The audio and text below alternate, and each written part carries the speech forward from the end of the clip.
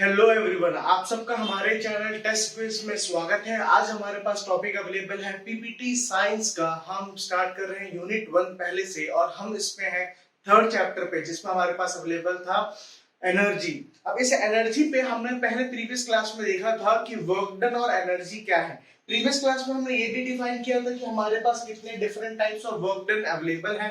हमने देखा था कि पॉजिटिव वर्क डन होता है, नेगेटिव वर्क डन होता है, जीरो वर्क डन होता है। क्लियर? हमने इसके एग्जांपल्स भी देखे थे कि पॉजिटिव वर्क डन के एग्जांपल क्या होगा, नेगेटिव वर्क डन के एग्जांपल क्या होगा और जीरो वर्क डन के एग्जांपल क्या होगा। ये भी हमने पढ़ा था ध्यान से कि इसका रीजन क्या है। रीजन इन द सेंस कहने का मतलब पॉजिटिव वर्क डन क्यों होता है, नेगेटिव वर्क डन क्यों होता है और जीरो वर्क डन। इसका बेस्ट एग्जांपल क्या था? जब थीटा की वैल्यू आपके पास दी जाएगी 180 डिग्री, जब थीटा आपका 180 डिग्री होगा तो cos 180 -1 होता है, जिसके कारण हमारे पास आता है नेगेटिव वर्क डन। और थीटा की वैल्यू 90 डिग्री होती है, यानी कि फोर्स अगर परपेंडिकुलर लग रहा है उस पर्टिकुलर ऑब्जेक्ट पे, तो cos 90 की वैल्यू हो जाती है 0, जिसके कारण हमारे पास होगा work done 0, zero work done जिसे हम बोल सकते हैं। थर्ड में आ जाएगा हमारे पास जब थीटा हो जाएगा 0 डिग्री। अगर थीटा आपका 0 डिग्री हो जाएगा तो थीटा 0 डिग्री के होने का क्या होगा कि cos 0 1 होता है, तो हमारे पास आ जाएगा पॉजिटिव वर्क डन। तो एग्जाम पॉइंट ऑफ व्यू से आप हमेशा याद रखिएगा कि zero work done, positive work done और negative work done, work done के 3 डिफरेंट टाइप्स होते हैं जिसको हम कैटेगराइज करते हैं उसके एंगल पे। अब हमने क्लास को आगे फर्दर प्रोसीड किया था और ये देखा था कि एनर्जी क्या थी। एनर्जी में हम देखा कि हमने सबसे पहले हमारे पास आया मैकेनिकल एनर्जी में पोटेंशियल एनर्जी और काइनेटिक एनर्जी। अब जैसे कि ये नाम आपके पास क्लियरली अवेलेबल है, ये है आपका मैकेनिकल वर्क डन। देखिए, मैं आपको ये समझाने की कोशिश कर रहा हूं कि आपको जो एनर्जी आपके पास जो अवेलेबल है, जो पोटेंशियल एनर्जी और काइनेटिक एनर्जी आप जो बोल रहे हैं, आप जो समझने की कोशिश कर रहे हैं, एक चीज बस आप समझिएगा कि आपका मैकेनिकल वर्क डन जो होगा, आपको जो क्या होगा, टोटल मैकेनिकल वर्क डन। इसको समझने की कोशिश कीजिए, आपको क्या समझा रहा हूं। आपके पास जो होगा टोटल मैकेनिकल वर्क डन जो होगा वो इक्विवेलेंट होगा। इक्विवेलेंट मतलब वो इक्वल होगा, किसके इक्वल होगा? वो इक्वल होगा पोटेंशियल एनर्जी। वो किसके होगा? Potential energy. इसके साथ ऐड अप हो जाएगा, इसके पोटेंशियल एनर्जी के साथ क्या ऐड अप हो जाएगा? पोटेंशियल एनर्जी के साथ आपका ऐड होगा इसमें kinetic energy. Potential energy plus kinetic energy. जब आप काइनेटिक एनर्जी और पोटेंशियल एनर्जी दोनों को अगर आप ऐड करते हैं, जब आप काइनेटिक एनर्जी और पोटेंशियल एनर्जी दोनों एनर्जीज को अगर ऐड करते हैं, तो आपके पास कौन सी एनर्जी अवेलेबल होती है? आपके पास अवेलेबल होता है टोटल मैकेनिकल वर्क डन। अब आप समझने की कोशिश कीजिए कि मैकेनिकल एनर्जी में पोटेंशियल एनर्जी और काइनेटिक एनर्जी को कैसे डिवाइड किया गया है, इसको कैसे समझाया गया है, इसको हम कैसे समझेंगे कि कौन सी एनर्जी पोटेंशियल एनर्जी होती है, कौन सी एनर्जी काइनेटिक एनर्जी होती है। तो चलिए हम स्टार्ट करते हैं हमारी क्लास आज की, जिसमें हमारा मेन टॉपिक है पोटेंशियल एनर्जी और काइनेटिक एनर्जी। तो सबसे पहले हम इसका फॉर्मूला देख लेते हैं कि फॉर्मूला आता क्या है, इसका फॉर्मूला होता क्या है। जो आपका पोटेंशियल एनर्जी का फॉर्मूला है वो है आपका mgh नॉर्मल पे, जिसको हम p डॉट e के फॉर्म पे लिखते हैं, और हम क्या लिखते हैं mgh। mgh में कहने का मतलब, अब इसमें देखिए आपके पास क्या आ जाएगा, m मतलब आपको हो जाएगा मास ऑफ ऑब्जेक्ट। m मतलब क्या हो जाएगा आपका? m मतलब हो जाएगा मास ऑफ ऑब्जेक्ट। क्लियर? आपके पास h मतलब हो जाएगा हाइट। कौन सी हाइट की बात कर रहे हैं? जिस हाइट पे आपका ऑब्जेक्ट प्लेस्ड है, जिस पर्टिकुलर हाइट पे अगर आपको ऑब्जेक्ट प्लेस्ड है, अगर उस हाइट की आप बात करते हैं तो वो आपका हाइट h। क्लियर? और आपके पास क्या आ गया? आपके यहाँ पर आ गया g। g क्या हो जाएगा यहाँ पर? ये g हो जाएगा आपका एक्सेलरेशन ड्यू टू ग्रेविटी। ये g क्या हो जाएगा आपका? ये हो जाएगा एक्सेलरेशन ड्यू टू ग्रेविटी। अब एक्सेलरेशन ड्यू टू ग्रेविटी कहने का मतलब क्या होगा? अगर कोई भी ऑब्जेक्ट को अगर आप एक सर्टेन हाइट पे रखते हैं, किसी भी ऑब्जेक्ट को अगर आप किसी सर्टेन हाइट पे रखते हैं, और सर्टेन हाइट पे रखने के कारण उसमें जो डाउनवर्ड जो फोर्स लगेगा, या डाउनवर्ड उसमें जो एक इंपैक्ट क्रिएट हो रहा है, या नॉर्मल फॉर्म में हम बोल सकते हैं थ्रस्ट। थ्रस्ट आपने पढ़ा होगा क्लास 9 पे फ्लूइड और बुयांसी पे कि थ्रस्ट क्या होता है। थ्रस्ट क्या होता है? जो डाउनवर्ड फोर्स होता है।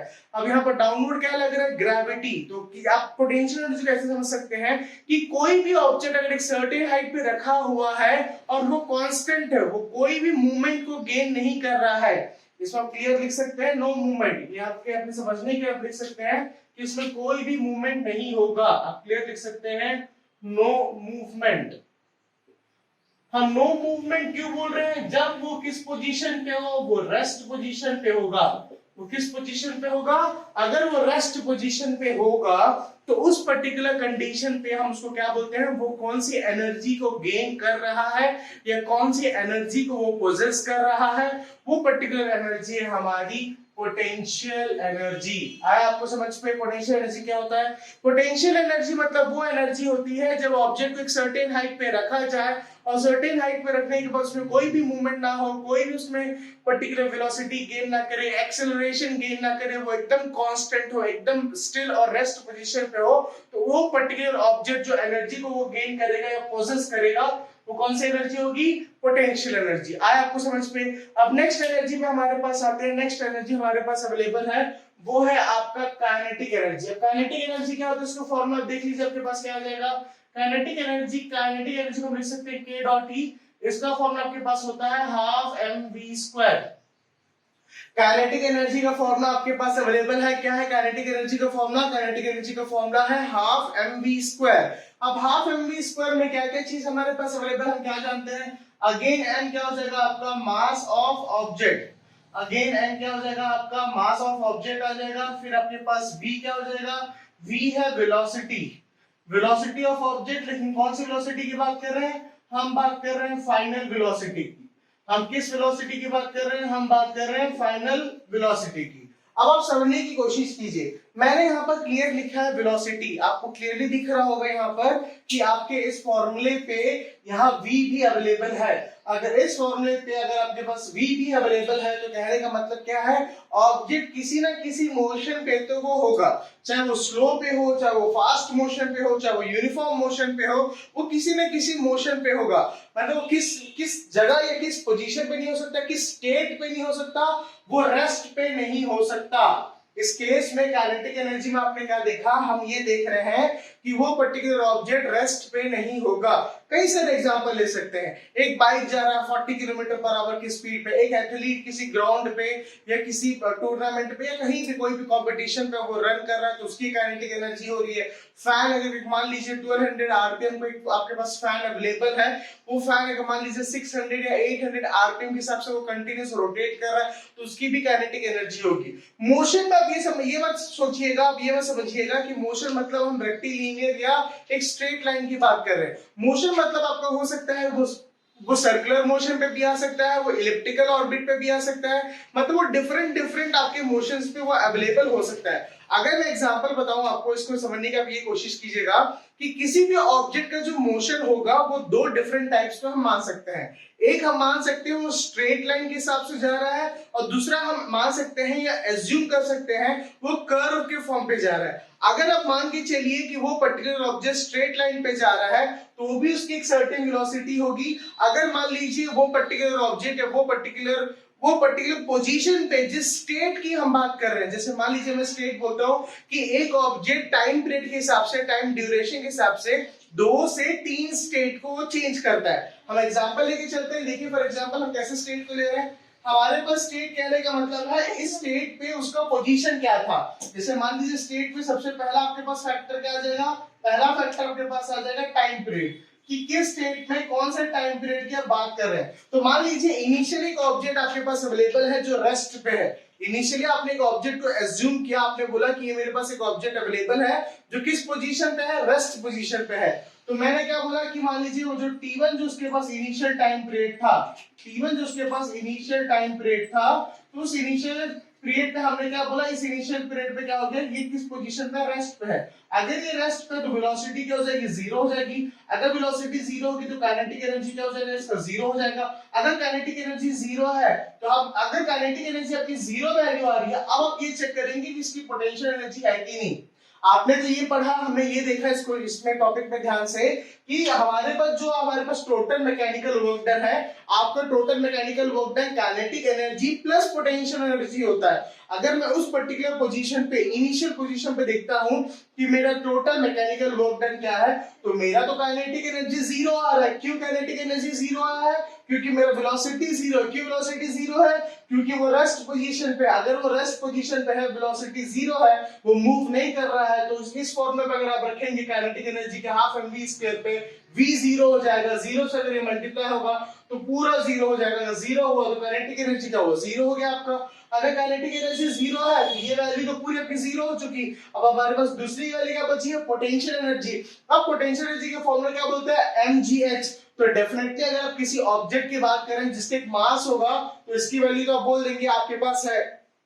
फिर आप देखेंगे कि एक्सेलरेशन ड्यू टू ग्रेविटी आपके पास अवेलेबल है कि नहीं। आप एक्सेलरेशन ड्यू टू ग्रेविटी के वैल्यू को पुट अप करेंगे जो आपके पास अर्थ के लिए हो जाएगा 9.8 मीटर पर सेकेंड स्क्वायर। हमने देखा था ग्रेविटी की जो वैल्यू है वो अर्थ के लिए कितनी आ जाएगी, 9.8 मीटर पर सेकेंड स्क्वायर। ग्रेविटी की जो वैल्यू है मून के लिए कितनी हो जाएगी, मून के लिए हो जाएगी 1.622 मीटर पर सेकेंड स्क्वायर। आपने क्लास 9 की बुक में भी पढ़ा होगा कि अर्थ की जो ग्रेविटी होगी वो 1/6 हो जाएगी मून पे, मतलब कम हो जाएगी, तो इसलिए उसकी वैल्यू कितनी हो गई 1.622।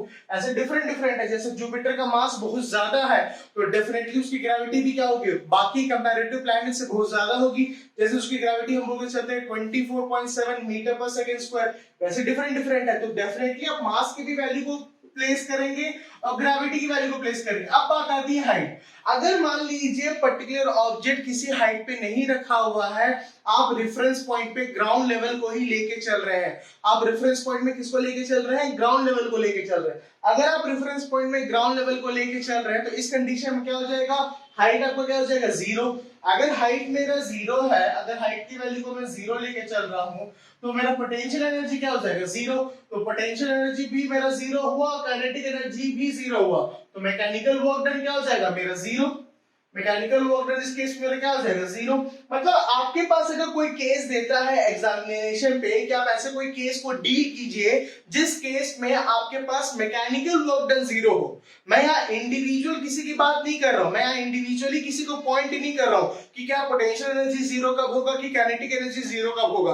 आपको एग्जाम में क्वेश्चन दिया गया है कि आप ये फाइंड कीजिए ऐसा कौन सा मैकेनिकल वर्क डन होगा, ऐसा कौन सा टोटल मैकेनिकल वर्क डन होगा जिस पर्टिकुलर केस पे आपकी उसकी वैल्यू क्या होगी, 0 होगी। तो आपको ये कंसीडर करके चलना है मिनिमम आपको ये कंसीडर करके चलना है कि आपके पास एक मास ऑफ ऑब्जेक्ट अवेलेबल है, क्योंकि आप देख सकते हैं कि पोटेंशियल एनर्जी और काइनेटिक एनर्जी दोनों पे एक मास अवेलेबल है आपका। वही मास देखिए, आप जो मैकेनिकल वर्क डन को फाइंड कर रहे हैं डेफिनेटली एक सिमिलर ऑब्जेक्ट होगा, उसी पर्टिकुलर ऑब्जेक्ट की हम बात कर रहे हैं जिसका मैकेनिकल वर्क डन को फाइंड कर रहे हैं। तो मास दोनों में वैरी करेगा, बिल्कुल वैरी नहीं करेगा, वो सेम रहेगा आपका।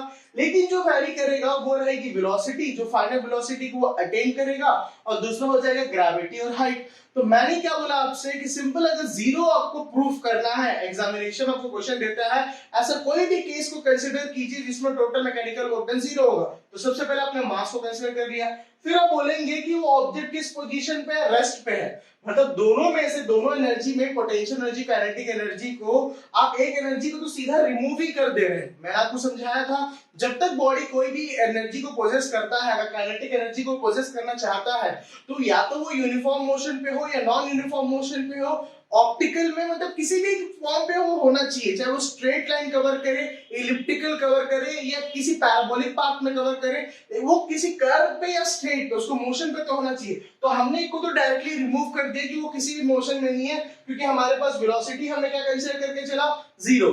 अगर मैं वेलोसिटी को 0 कंसीडर करके चल रहा हूं तो आप ये समझिए कि टोटल मेरी काइनेटिक एनर्जी कितनी हो गई, 0। भले मास कितना भी क्यों ना हो ऑब्जेक्ट का, आप 1 टन का लीजिए या 100 ग्राम का लीजिए, तो टोटल आपके पास काइनेटिक एनर्जी क्या हो जाएगी, 0 हो जाएगी आपकी। अब मैं बोल रहा हूं कि जो पोटेंशियल एनर्जी आपके पास अवेलेबल है उसको तो आपने वेरीफाई कर दिया कि हाँ ये रेस्ट पे है।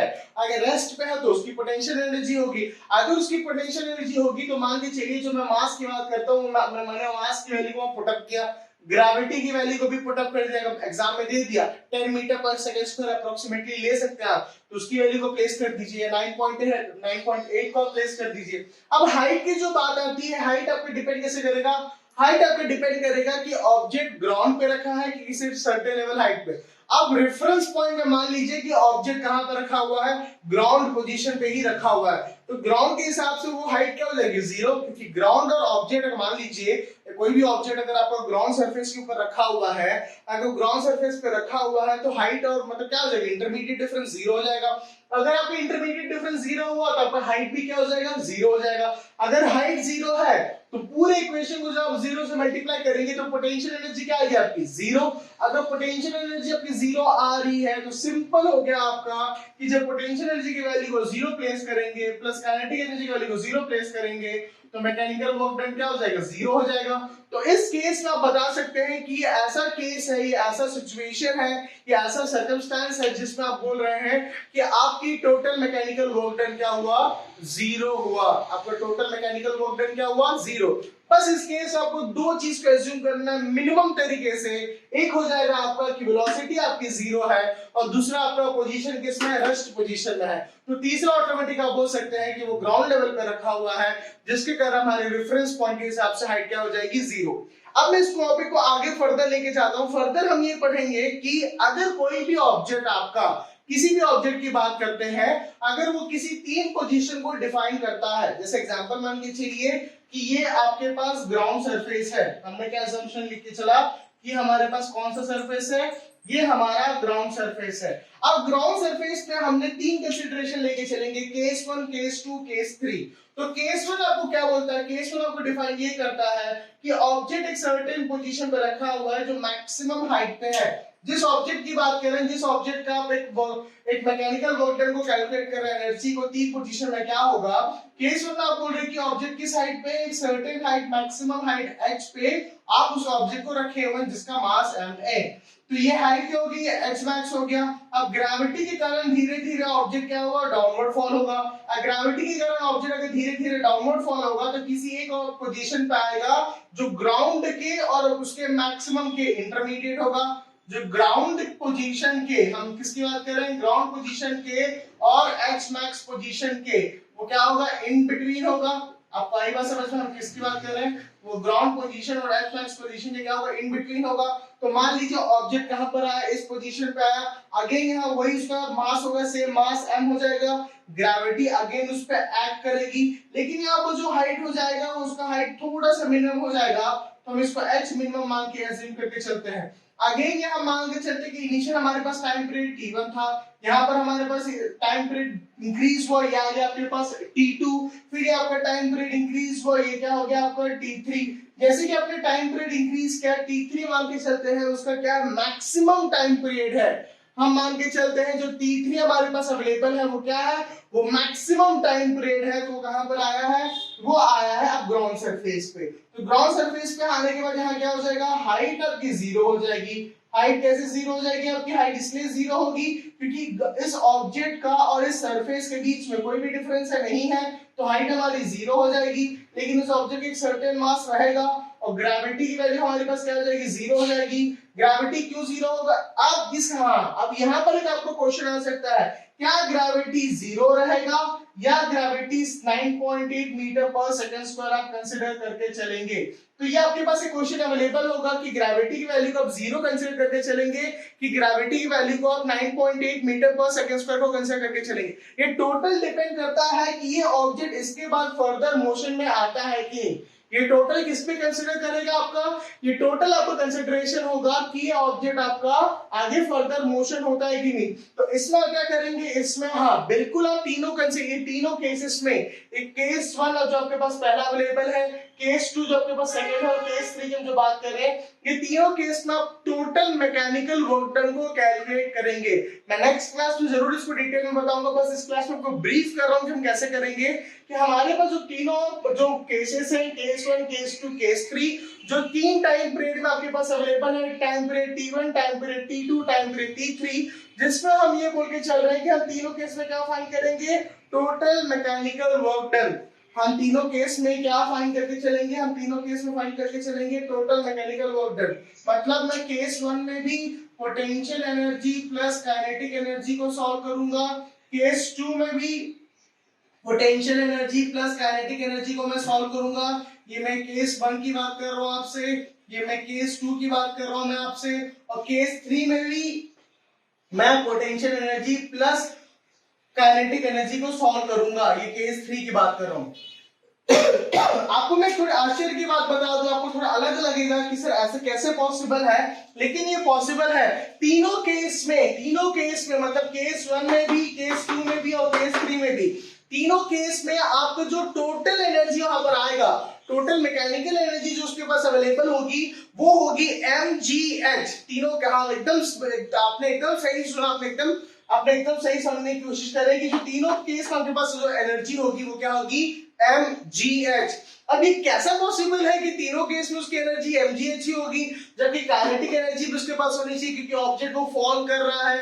अगर वो फॉल कर रहा है तो उसके पास क्या होगा, उसके पास एक सर्टेन वेलोसिटी होगी, लेकिन सर्टेन वेलोसिटी होने के बावजूद भी उसका पर्टिकुलर हम ये देख रहे हैं कि तीनों केस में वो mgh ही आ रहा है। और यहां भी कैसे वो mgh आ सकता है, क्योंकि वो ग्राउंड पे रखा गया है। देखिए दो आपके पास एकदम ज्यादा आपको एकदम अलग लगेगा कि ये तो ग्राउंड सरफेस पे रखा हुआ है, ग्राउंड सरफेस पे रखने के बाद इसका हाइट 0 है, हाइट 0 होने के बावजूद भी इसके पास कैसे पोटेंशियल एनर्जी अवेलेबल है, यहां से वो मोशन पे आ रहा है। अगर वो मोशन पे आ रहा है, इनिशियली मान के चलते हैं कि इस पोजीशन पे वो रेस्ट पे है, यहाँ v0 था, आपके पास तो पोटेंशियल एनर्जी आ गई है mgh। लेकिन इस केस में तो वो सेकंड केस में तो मोशन में आ चुका है। अगर वो मोशन में आ चुका है मतलब वो सर्टेन वेलोसिटी को गेन कर चुका है। अगर वो सर्टेन वेलोसिटी को गेन कर चुका है मतलब कुछ ना कुछ तो वो काइनेटिक एनर्जी को पोजेस करेगा, कुछ ना कुछ उसकी काइनेटिक एनर्जी की वैल्यू होगी। लेकिन हम ये देख रहे हैं कि हाँ काइनेटिक एनर्जी की भी वैल्यू उसके पास अवेलेबल नहीं है।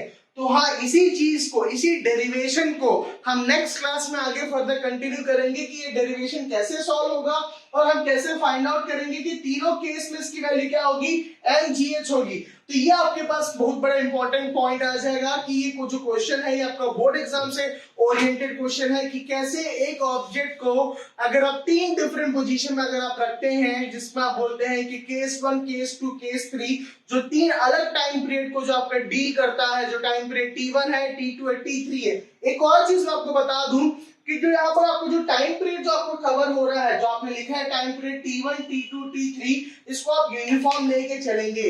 यूनिफॉर्म लेके चलेंगे कहने का मतलब है इस ऑब्जेक्ट में ग्रेविटी के अलावा, इस ऑब्जेक्ट में ग्रेविटी के अलावा मैक्सिमम केसेस में आप कोई भी केस को कंसीडर करके नहीं चलेंगे, ये बोल के कि मैं इसमें कोई एडिशनल फोर्स को अप्लाई कर रहा हूं या ऑब्जेक्ट को किसी और मास के साथ ऐड कर रहा हूं ताकि उसकी वेलोसिटी क्या हो जाए, इंक्रीज हो जाए।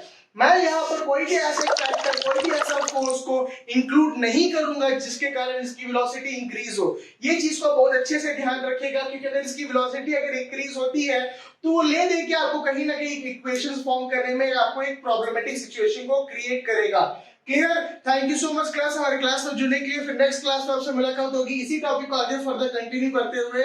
एक बार इसको प्रैक्टिस कीजिएगा, पोटेंशियल एनर्जी और काइनेटिक एनर्जी के न्यूमेरिकल्स को। हम फिर से आपसे क्लास में मुलाकात होंगे, तब तक थैंक यू सो मच।